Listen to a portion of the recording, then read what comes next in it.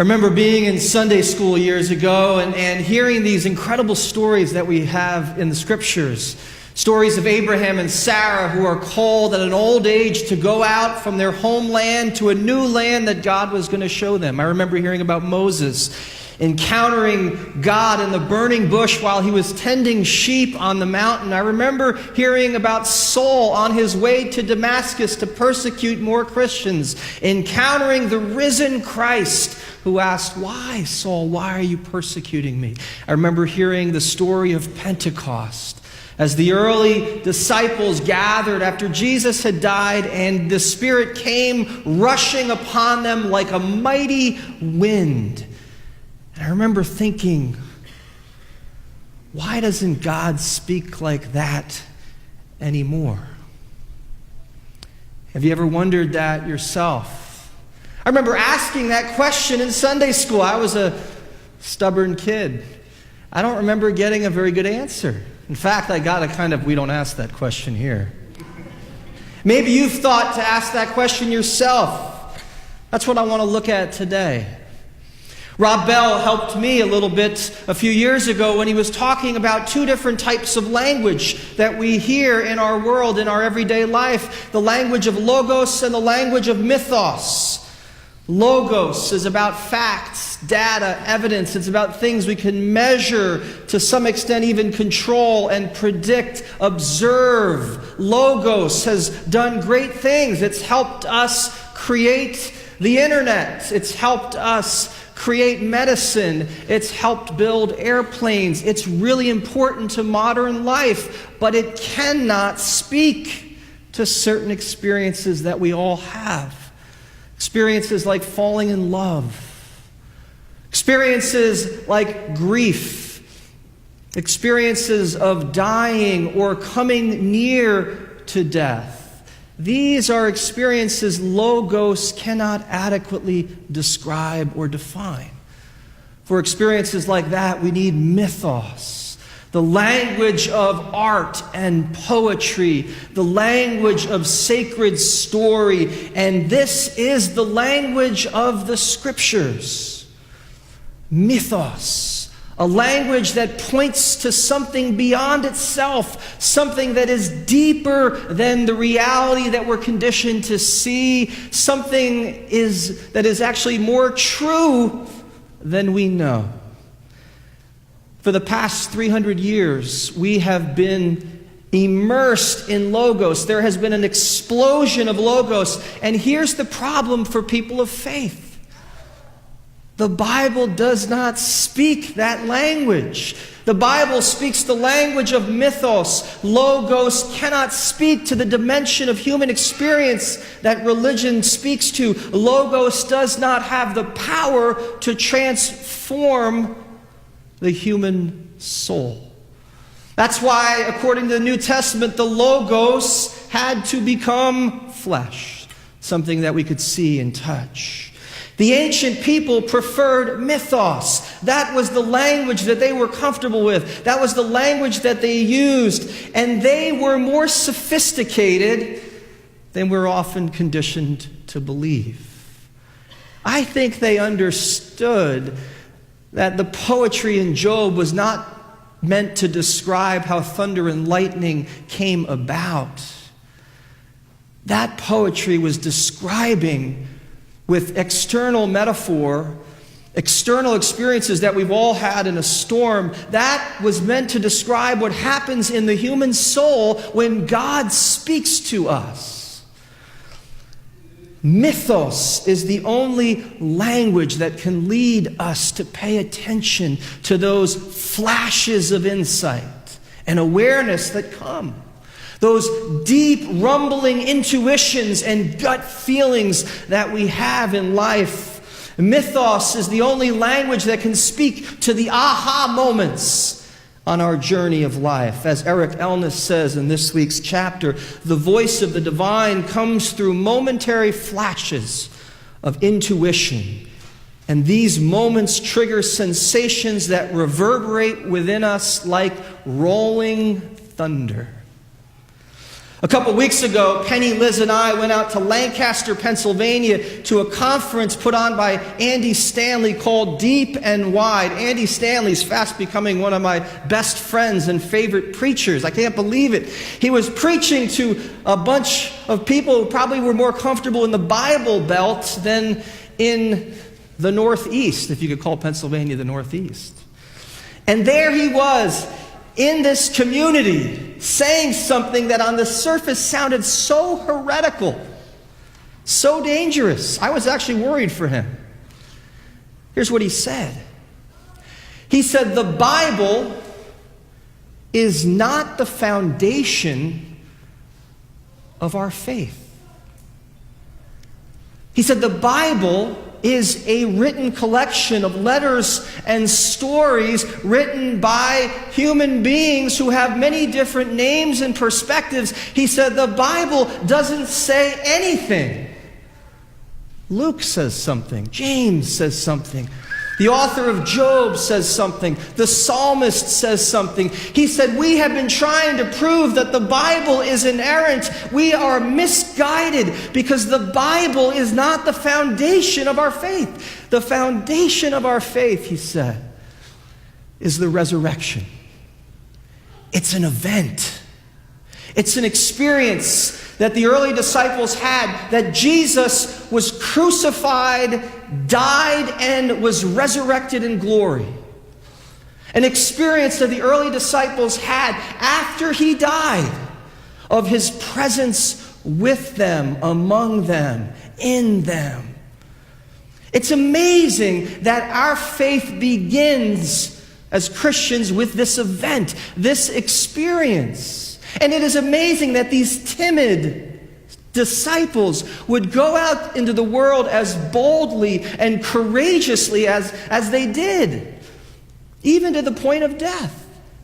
It's amazing that somehow the movement that Jesus came to begin continued to gain momentum after he died. That's, he said, what we need to point people towards. And that is a mystery we cannot put our fingers on, and we will never grasp or fully understand. I'm glad as a child I never accepted this idea that God doesn't speak this way anymore. I'm glad because my experience continues to be that yes, God speaks in mysterious ways. Something that has been confirmed in my own soul too many times that I have lost count.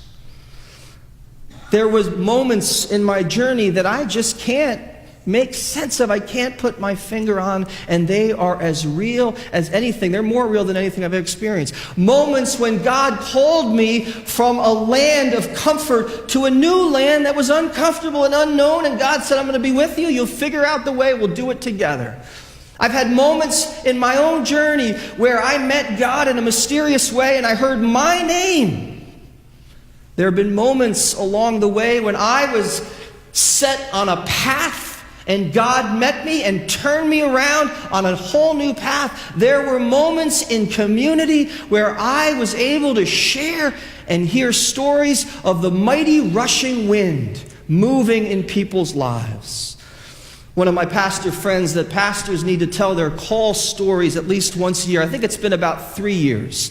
So let me go share another piece. It happened in Newark, New Jersey in 1993. I was a young college graduate ready to take on my father's company and start a business, be a salesperson. And so there I was trying to sell somebody in Newark, New Jersey. The woman that I meant to sell never showed up. And who was there? Her grandmother, who was the oddest looking human being I've ever seen in my life. She was heavy-set African American, albino. And she started to talk to me. And she started to listen to me. And I don't know what it was about her, about that moment. I began to share with her that I didn't have everything figured out. I was actually really lost, and I wasn't sure what to do with my life, and I was scared. And I remember her opening the scriptures and speaking something. To this day, I don't know what she said. And I remember her praying with me and blessing me. And my heart moved. And it continued to move as I drove home. And that experience opened me up to a number of other experiences that I just couldn't put my finger on. Well, that experience set my life in a new direction. Fast forward 4 years, I'm a student at Princeton Seminary. Now I'm in Belleville, New Jersey, at the Clara Moss Hospital, doing my internship as a chaplain, walking through the emergency room, moving pretty quickly, and there to my left, there she is. Now, years had passed, and I had thought, maybe I made her up. Maybe she was a figment of my imagination. Maybe she was an angel. Well, there she was, live and in color. And you know what I did, your pastor? I walked right out of that emergency room. That was too much reality for me. I got to the other side of the door, and I'm sitting there, my heart's pounding, I'm like freaking out, and I didn't want to go back in that room because I knew that if I went back there, my life would never, ever be the same again. I was actually more wise than I realized. And something moved in me. And I've since learned that this is a fairly common experience. And I don't think it was me alone that turned that knob to go back into that room. Something moved, and whatever it was, we turned the knob together. I walked into the emergency room. I looked at her. I walked towards her, and I said, "You probably don't remember me, but you changed my life." And she said, "Mark,